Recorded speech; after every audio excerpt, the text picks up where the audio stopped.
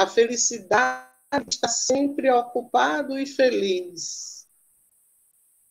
Mas como é que eu vou estar ocupado e feliz? A nossa cabeça aqui no Ocidente é muito maluca, né? Elas ficam para me ocupar. E aí começa morrendo aos pouquinhos. E aí uma das coisas que esses observadores e estudiosos encontravam é que não tem essa coisa de repouso, nem descanso. A vida é movimento. E a ideia é que essas pessoas estejam sempre ocupadas, mas com muita felicidade. Então, eles viram que o propósito da gente encontrar um sentido para a nossa vida começa quando a gente imagina algo valioso. Porque quando a nossa mente imagina, o nosso corpo realiza. Mas quando nós não imaginamos nada, o nosso corpo é como se não precisasse também não realizar nada. Olha que interessante. Então, as aspirações, os valores, os desejos, os olhares que eu tenho em mim com muita clareza, o meu corpo se move, ele se mexe, ele me conduz, ele me leva a eu viver, a eu atingir, a eu construir essas coisas que eu valorizo. Então, essa é uma chave bem importante, uma das primeiras chaves que foram observadas nesses senhores e senhoras lindos dessa ilha, né? O que a nossa mente imagina, o nosso corpo realiza. E se a gente vive sem tantas imaginações, sem tantos quereres, sem tantas alegrias, o nosso corpo ele se move para a não imaginação, para a não alegria, para o não movimento. E aí a gente já sabe o que é que acontece quando a gente não tem objetivos, propósitos e valores. E seguimos à frente, né? Uma grande chave é sentir que tudo que você faz está alinhado às coisas que você valoriza. É você se desligar de querer chegar rápido neste lugar que você chama de propósito objetivo e ir construindo um caminho na vida com significado, com alegria, aplicando seus talentos com facilidade, com fluidez. Nesta caminhada feliz, a cada instante, você vai sentindo um êxtase de contentamento por estar fazendo o que sabe, por estar fazendo o que tem como talento, por estar sentindo alegria no que faz e por estar curtindo o instante. Porque, assim, no caminho vão se apresentando forças e movimentos fabulosos e vai gerando em nós uma sensação cada vez maior de coisas especiais, bacanas, felizes, que vão fazendo sentido. De forma que, ao final do dia, quando a gente olha para trás e olha o que a gente fez naquele dia, a gente repousa a cabeça com a expressão assim: uau! Hoje o dia foi maravilhoso, fez sentido, valeu a pena ter vivido. E assim, cada dia que a gente acorda, sabendo que a gente está fazendo o que gosta, fazendo com alegria, fazendo, dando significado a tudo, então vale a pena levantar da cama para um dia que vai valer a pena. Então é muito em cima disso que esses senhores desta ilha maravilhosa, eles trabalham. E aí, não esperam se alegrar só quando atingem o objetivo, o objetivo ou o propósito acaba sendo apenas uma inspiração de para onde ir. Porque no onde ir, no caminho construído para se chegar ao tal propósito, é que vão sendo vividas as alegrias. O próprio propósito não é tão importante, porque muda. Muda como nós mudamos. Muitas vezes a gente tem um desejo, uma aspiração, a gente planeja a nossa vida para algo, porque é aquilo que nós desejamos. Estamos com tempo, estamos com o recurso para realizar. Em ciclos diferentes, os nossos interesses mudam e os nossos propósitos também. Eles vão se lapidando, eles vão se transformando. Então, não é esperar atingir propósitos para poder ser feliz, mas usá-los como inspiração para a gente utilizar todos os nossos dons, todas as nossas habilidades e com muita alegria ir se construindo e realizando coisas que façam sentido para a gente, que tragam significados. Observar a vida significando as coisas é a nossa capacidade humana de se construir mais humano, diferentemente de outros animais que não significam as coisas, vivem e fazem muito bem instintivamente o que precisam para sobreviver. Mas nós temos a capacidade de significar as coisas que a gente faz para sobreviver, construindo uma vida com qualidade e se humanizando, ou seja, expandindo a ciência, a consciência. Com o conhecimento, consciência vai crescendo quando a gente significa. Então, assim, foi observado que essas criaturinhas, elas cultivavam amizades. Então, olha, a vida em comunidade é um referencial muito importante para a longevidade dessas pessoas desta ilha. Muitos eram casados, ficavam viúvos, mas os amigos estavam ali.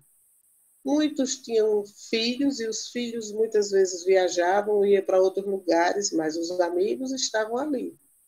Então, o cultivo de amizades faz com que muitas vezes a gente saia do nosso isolamento e compartilhe a vida, para que a gente não fique em separatividade, para que a gente comungue dos nossos bens, dos nossos saberes, dos nossos momentos com pessoas queridas. Lógico, pessoas diferentes. E para a gente cultivar a amizade, a gente precisa ter a habilidade de saber lidar com as diferenças. E como é que eles faziam isso? Eles consideravam todos os grandes amigos e os turistas e estranhos como irmãos. Então, olhar para outro como se fosse um amado irmão é uma referência filosófica muito boa de acolher pessoas, de conviver com pessoas, de entender que tem as diferenças, mas que no fundo se amam. Então, assim, a facilidade de sorriso, são pessoas alegres, engraçadas, acham graça em tudo e gostam muito de sorrir. São pessoas neste lugar que cultivam a coisa da arte, gostam de ouvir música, gostam de cantar, tocar instrumentos musicais. Alguns têm a habilidade apenas de ouvir, outros cantam, outros tocam instrumentos, mas sempre se encontram em momentos de lazer, em momentos culturais, no cultivo da amizade, como irmãos, para curtir a vida dentro dessa beleza e do encantamento da música, do canto, da dança. São pessoas que se alimentam de uma forma muito bacana, muito saudável. Lá eles comem muito batata doce, eles comem muito tofu, eles comem muitas frutas, eles comem muitas verduras e eles têm o hábito de não se sentirem cheios. quando eles vão se alimentar, quando eles se enchem de alimentos, se fartam em torno de 75%, 80%, que ainda fica um restinho de fome que daria para concluir um prato, eles param. Eles se alimentam, mas não 100% do desejo de comer, de se alimentar. É interessante essa metodologia. Quando chega em 80%, mais ou menos, só para a gente ter uma ideia, eles ficam com aquele restinho de vontade. E aí abençoa e solta. Fazem suas orações, abençoa e solta. Não deixa o restinho de comida no prato, não. Ele já colocou menos, porque ele já se conhece. Eles fazem treinamentos mentais, a exemplo de mantras, a exemplo de meditações. Eles fazem treinamentos corporais leves, a exemplo do Tai Chi Chuan, a exemplo de outras artes marciais na forma de desenvolvimento do corpo físico. Eles praticam o Moai. O Moai é uma forma de você compartilhar dinheiro em grupo. Então, por exemplo, um grupo de 10 pessoas, durante 10 meses, a cada mês, entrega nas mãos de um daquela equipe um valor. Então, cada mês, uma dessas pessoas, ou a mais necessitada, ou em forma de sorteio, vai receber o valor dos 10. Cada mês, uma pessoa recebe o montante do que seria acumulado nos 10 meses. Eles têm esse compromisso durante esse tempo e é uma forma deles adquirirem bens que têm um valor maior ou resolver questões financeiras com esses grupos que eles chamam de PAI, que é o dinheiro compartilhado com essas regras. Eles trabalham muito no campo. Essas mulheres e homens de mais de 100 anos, eles fazem jardinagem. Eles tomam banhos demorados, eles dormem cedo, eles acordam muito cedo.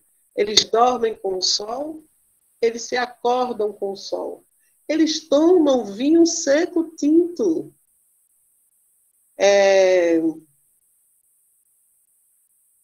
Eles acolhem qualquer pessoa nas suas casas. Qualquer pessoa. Naquele formato de cultivo de amizade, de tratar qualquer um como se fosse um irmão. Vivem, portanto, sem estresse, eles riem de tudo. Eu estou vendo aqui o que é que tem mais. Eles tomam muito chá, eles fazem o ritual do chá.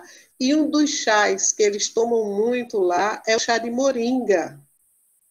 Moringa é maravilhoso. Aqui no Brasil, a Vigilância Sanitária proibiu a moringa porque ainda não tem estudos científicos.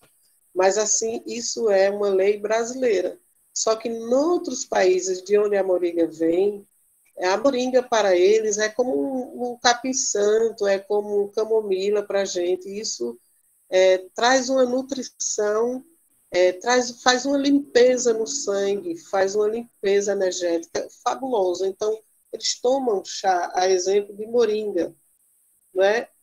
E o compromisso de cada um, o compromisso de cada um lá foi observado, que é levar uma vida simples, na simplicidade, com muita tranquilidade. Eles são bem humildes e dentro dessa simplicidade encontrar o prazer e a alegria de estar constantemente ocupado, desenvolvendo e realizando os seus talentos. Então, cada um vai descobrindo o que gosta de fazer, o que sabe fazer bem, e coloca aquele saber à disposição daquela comunidade. E coloca esses talentos desenvolvidos e com muita alegria à disposição do todo. Então, isso faz com que, ao final do dia, tudo que foi feito naquele dia tenha sido feito com muita competência, porque cada um procura desenvolver o que sabe e o que gosta e faz com muito zelo. E fazendo desse jeito, Não existe espaço para outra coisa a não ser saúde, felicidade, contentamento e alegria.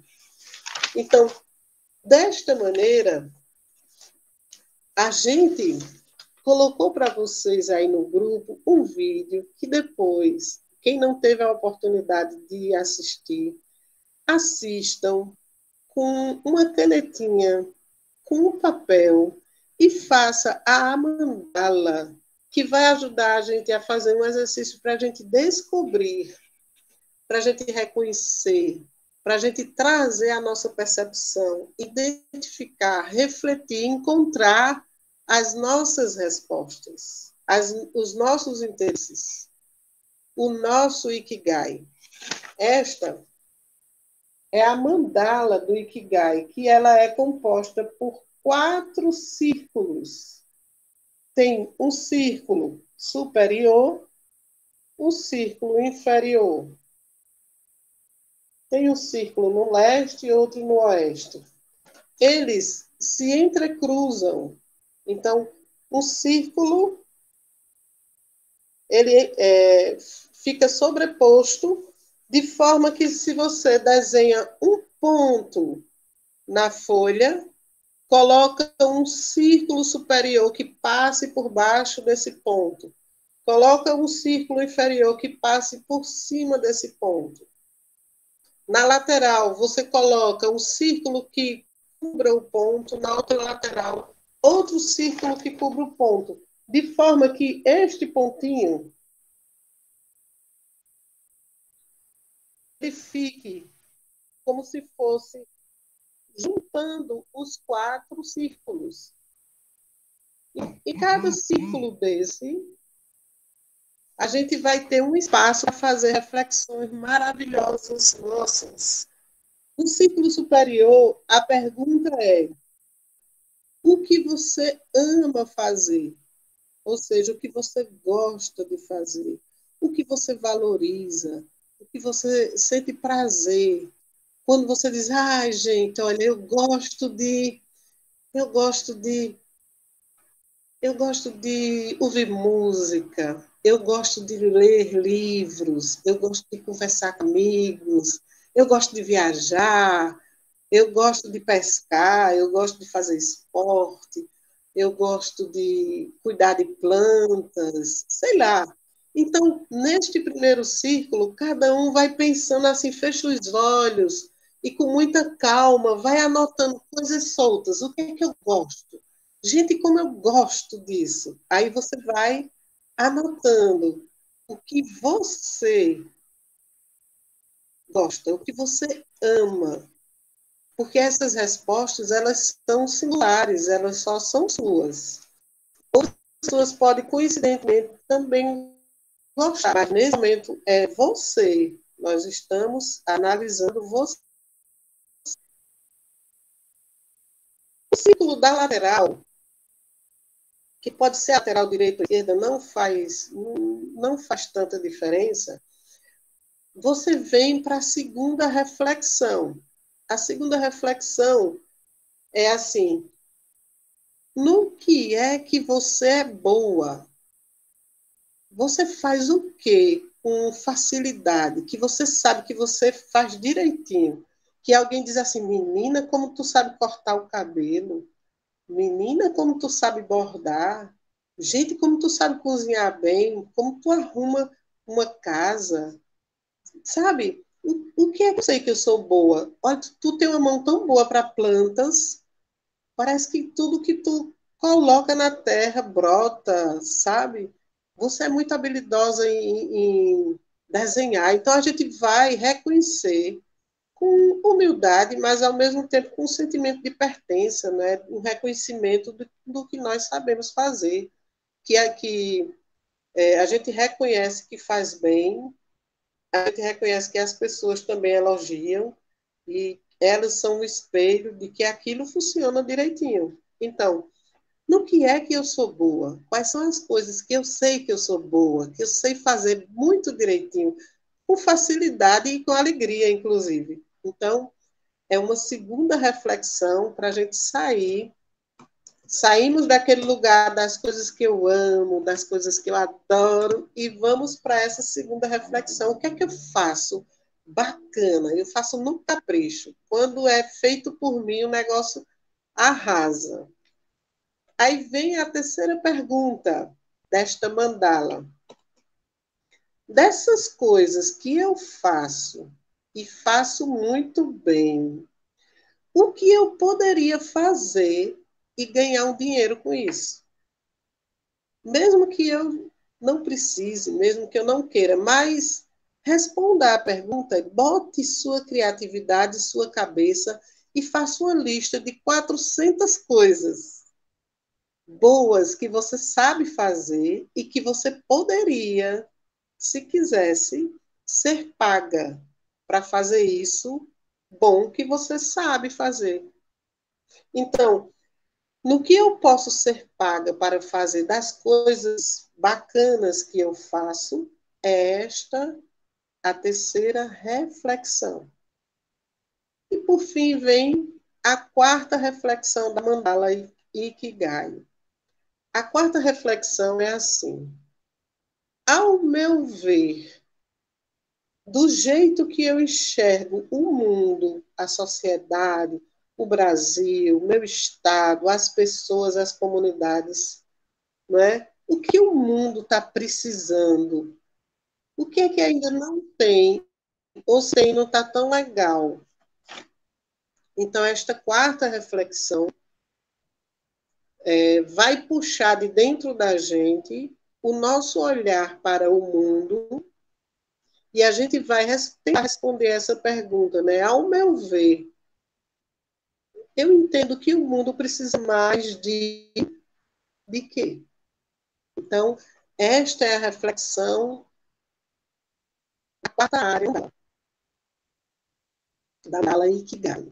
Então, quando a gente olha para a mandala, e vocês não precisam nem estar fazendo isso agora, só precisa compreender, porque isso é um momento que você bota uma música maravilhosa, quem gosta de um cheirinho, Valquíria tem aromas maravilhosos para botar no ambiente, quem não tiver aromas pode acender um incenso, uma velinha, se quiser lembrar da luz, crie um clima maravilhoso para você fazer seu exercício da sua mandala Ikigai, responder com calma, responder muito direitinho, muito lentamente, sem pressa, cada uma dessas mandalas, porque a interseção, o encontro de um círculo com o outro, vai gerando palavrinhas norteadoras para a gente se reconhecer.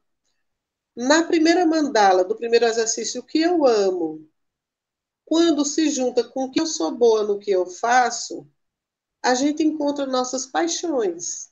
Ora, tudo que eu amo, tudo que eu valorizo e eu sinto de facilidade de fazer, o encontro dessas duas coisas significam as minhas paixões. Quando a gente junta o que eu sou boa de fazer, o que eu faço bem, e o que eu posso ser remunerada, eu posso ser paga para fazer. Quando a gente junta essas duas mandalas, esses dois círculos, aliás, a interseção dá para a gente um norte de quais são as profissões que eu posso executar, que eu posso realizar. Porque uma profissão ideal é aquela que eu sei fazer bem e posso ser remunerada por isso. Quando a gente vai lá em cima e volta, o que eu amo na vida, o que eu gosto, e junta com o que eu enxergo que o mundo precisa, né? Ao meu ver, o mundo precisa mais de quê? Ou diferentemente de quê? Quando junta o que eu amo com o que o mundo precisa, a gente vai ter respostas aí que a gente vai encontrar a nossa missão. Porque a nossa missão neste mundo, ela perpassa pelo que eu valorizo, que é o que eu amo, e o que eu consigo enxergar que não está tão bem no mundo. Se eu consigo enxergar, é porque ali eu posso fazer algo, algo para mudar. E a gente quando fala assim, no mundo, eu fazer algo no mundo, gente, não precisa ser uma Madre Teresa de Calcutá, que olhou para a pobreza e para a saúde de pessoas e cuidou de tantos. Se a pobreza e a falta de saúde de tantas pessoas que não têm condição é algo que lhe mexe, você, na sua condição, pode cuidar de uma pessoa doente da sua família, ou de uma pessoa que esteja necessitando na sua rua, que você saiba. Se você faz isso com uma pessoa, você já está dentro da sua missão. O tamanho dela, se chega numa dimensão maior, ou se ela se resume a uma pessoa, não importa, você está dentro da sua missão. E quando a gente olha para o mundo, vê que tem algumas coisas que podem ser melhoradas, e vem para aquela pergunta: o que eu posso ser remunerada das coisas que eu sei fazer? Então, o que eu posso ser remunerada, e quando eu olho para o mundo e eu vejo que coisas podem ser diferentes, o encontro desses dois círculos me dá uma noção, um conhecimento, uma percepção da minha vocação. Porque a vocação nada mais do que o que eu me movo a usar, a gastar, a investir o meu dinheiro ou o meu tempo para algo que precisa da minha intervenção. Algo no mundo que pode melhorar porque eu coloquei minha cor, botei o meu dedo, imprimi minha presença. Então, assim, esta mandala, composta de 4 exercícios, e quando a gente vai cruzando os 4 círculos, a gente vai encontrando nossas paixões, nossas profissões, nossa missão, nossa vocação. É uma forma fabulosa da gente, como falei, descobrir, reconhecer, trazer a percepção, identificar, refletir, encontrar o nosso Ikigai, a nossa filosofia de vida. O que para a gente é prazeroso fazer, o que para a gente é maravilhoso estar ocupado o tempo inteiro, porque isso faz sentido, vai me trazer dignidade e vai fazer com que, ao final do dia, eu entenda que eu coloquei o dedo, que eu fiz algo dentro da minha missão, do meu propósito, da minha paixão, da minha profissão, e que aquele dia valeu a pena.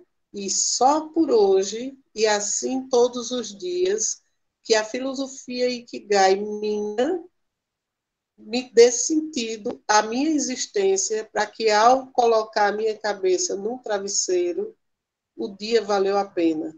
E que de manhã, quando eu acordar, eu saiba para onde ir. E que minhas ações, que os meus movimentos em direção a um propósito que não precisa ser eterno nem fixo, porque os propósitos mudam, mas eles vão me dando naquele momento um norte, e nesse norte que o propósito me dá, a cada ação e a cada momento uma alegria e um contentamento e um significado enche meu coração de saúde e felicidade.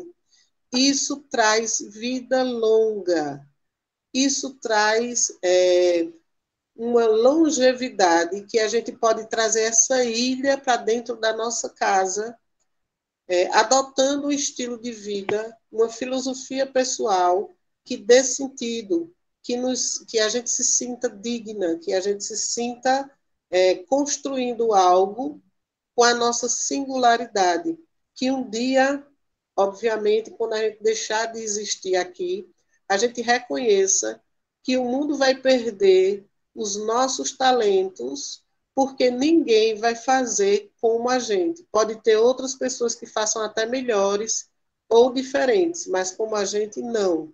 Então, reconhecer que a gente tem habilidades singulares e que elas só podem sair de mim, por mim, e de mais ninguém, é reconhecer o quão sagrado eu sou na manifestação de Deus por mim, num pedaço de vida que eu existo enquanto estou aqui no planeta.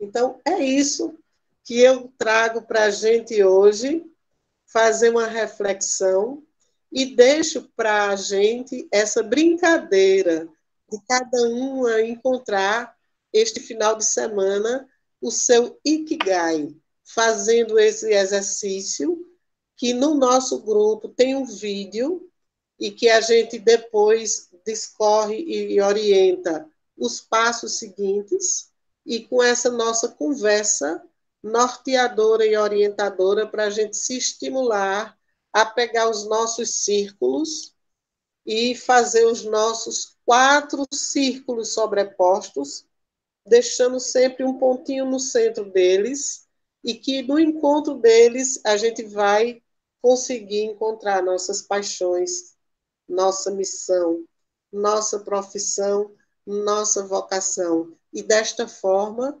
iremos sim, neste exercício, puxar de dentro da gente pontos que vão criar, com consciência, uma filosofia de vida que faça com que a gente exista dentro do que a gente valoriza, considera como sagrado, e que dê sentido à nossa existência na hora de dormir e na hora de acordar. Então, para cada um de vocês, um bom final de semana. Como sempre, vou lá no grupo, vou abrir o grupo agora. Se a gente quiser compartilhar dúvidas, perguntas, fazer comentários sobre o nosso tema de hoje, estaremos lá para a gente bater um papo e responder para o grande grupo perguntas pertinentes, e colocações vão ser ótimas para que todos possam ver e ouvir as inquietações, tá certo? Estou indo lá para o grupo agora.